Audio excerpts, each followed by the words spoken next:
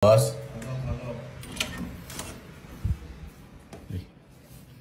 Ano yan?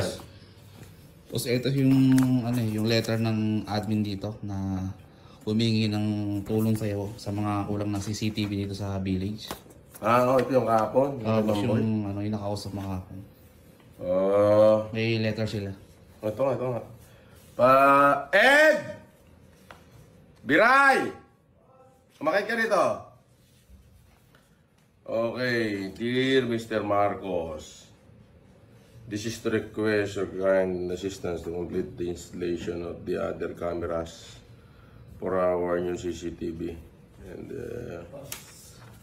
nga pala, ito yung kay Mamboy, yung CCTV. Pa-receive copy mo na lang. Yes, boss. Ay nako, magastos. Kamote. Medyo maraming kulang na CCTV, boss, kaya... Hindi, 6 lang daw eh. 20. 1,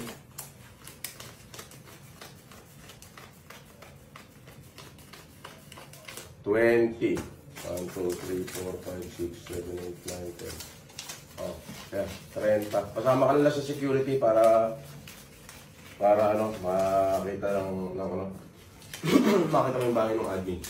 Pa-receive copy mo na lang. Yes, boss. Sabihin mo, sana ka mo, unang hingi ka rin lang kay boss, isinagad mo na. Minsan lang ka mo makakausap yun.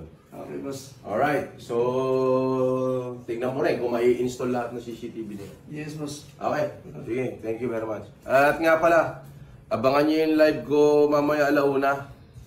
Ngayon na, maya konti. Mga alas 2 na siguro ako magsisimula. Ipamimigay natin yung dapat na ipamimigay ko nung nakaraan.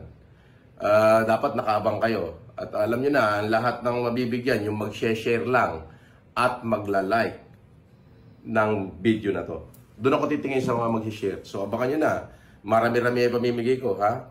Unang ulitin ko, huwag kayong magpapaniwala sa mga scammer. Yung tatawag sa inyo sa numero nyo at hihingin yung mga Gcash nyo at OTP. Hindi po totoo yan. Hindi ako yan. Mag-ingat kayo dyan.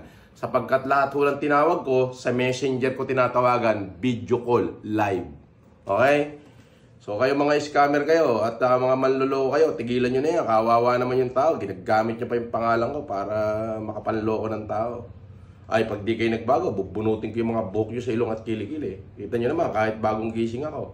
Alright. Mamaya, abangan nyo.